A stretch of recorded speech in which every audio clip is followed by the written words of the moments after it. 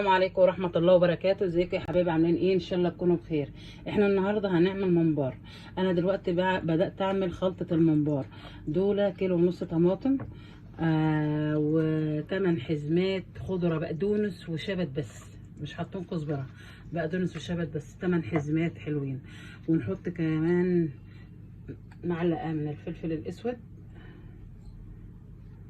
ونحط دي خلطة البهارات اللي هي ال7 بهارات، اسمها خلطة المحشي. نحط برضو معلقة،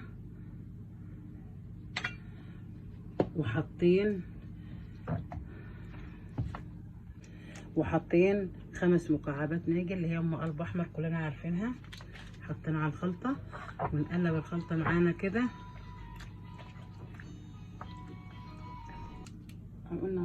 غسلناه كده. انا عاملة كيلو ونص طماطم، صلصة،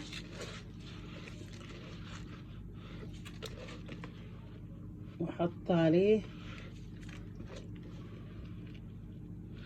كيلو ونص، وحاطة 5 معالق زبدة كبار بالمعلقة الكبيرة اللي هي عاملة زي الكبشة دي كده. دي خلطة الممبار معانا. وعندي بقى صلصة اللي هي الجاهزة دي، بحط برضو ايه معلقتين من الكبار كده ولا 3. دي خلطة الممبار زي هي خلطة المحشي عادي، يعني اللي انت بتعملها للمحشي.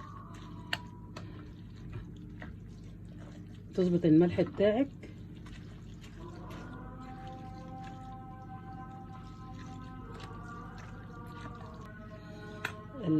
الصلصة اللي هي اللي انتوا شايفينها دي، بحط منها كده مع الطماطم اللي انا حطيتها زي ما حضراتكم شايفين كده. 3 معالق مليانين كويس اهم.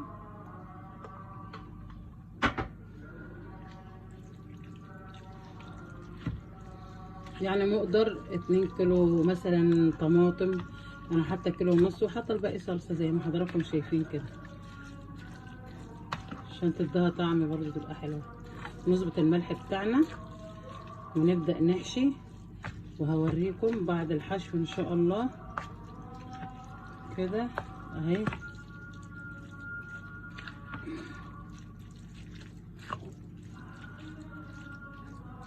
زي ما حضراتكم شايفين كده. لو محتاجاه ملح بزود، المهم ان انا اظبط الملح بتاعي. دي الحشوه ديت بنحشي بها ممكن ورق عنب، ممكن اي محشي عندي، او ممبار او اي حاجه. هي خلطه المحشي اللي تحشي بها اي محشي كله. زي ما حضراتكم شايفين كده الخلطه حلوه ازاي، مش ناقصها اي شيء، مش ناقص بس ان انا احشي الممبار. وهوريكم دي ده بقى تعمل معايا كيلو ممبار. شايفين ده الممبار انا مقطعاه اهو، قلباه وغسلاه كويس. ده كيلو ممبار، يعني الخلطه دي تعمل معايا كيلو ممبار. كيلو رز، وحط عليه 2 كيلو ونص طماطم، وحط الصلصه بتاعتي اللي انا وريتها لكم، والملح والماجي. حط 4 مكعبات ماجي والملح، واللي حاطه خلطه البهارات اللي هي خلطه المحشي 7 بهارات، وفلفل اسود. ما بحطش اكتر من كده. وابدا احشي واوريكم بعد الحشو. احنا بنحشي الممبار اهو زي ما حضراتكم شايفين. بدانا نحشي الممبار اهو بعد ما نضفناه وقطعناه على حسب ما انت عايزه بقى، تقطعيه كبير تقطعيه صغير، على حسب ما انت عايزه، كل واحد على حسب ما هو عايز. نحشي كده. امسك الواحده بصباع كده، واحط الصباع التاني احطه فيها كده عشان اعرف احشي.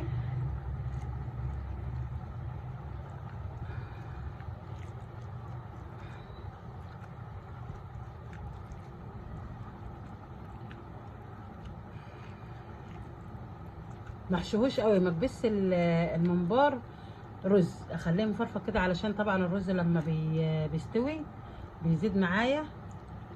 فانا محشيش لحد ما يتكبس، لازم يبقى مفرفط كده زي ما حضراتكم شايفين كده.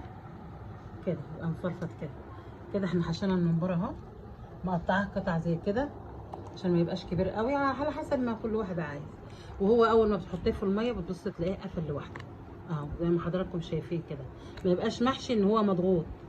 كده احنا حشينا الممبار اهوت، ونبدا نسويه واوريه لكم بعد التسويه. حضراتكم انا حطيت الميه اهي بتغلي، وابدا بقى انزل الممبار بتاعي كده. هو مجرد ما بينزل في الميه بيقفل يعني بتقفل من هنا ومن هنا لوحده كده اهو. يستوي معايا يقعد له مثلا بتاع ساعه، ياخد له بتاع ساعه على حسب. انا بطلع واحد كده وادوقه واشوف، بطلع يعني واحده كده ادوقها واشوف اذا كان الرز جوه استوى خلاص بطفي عليه.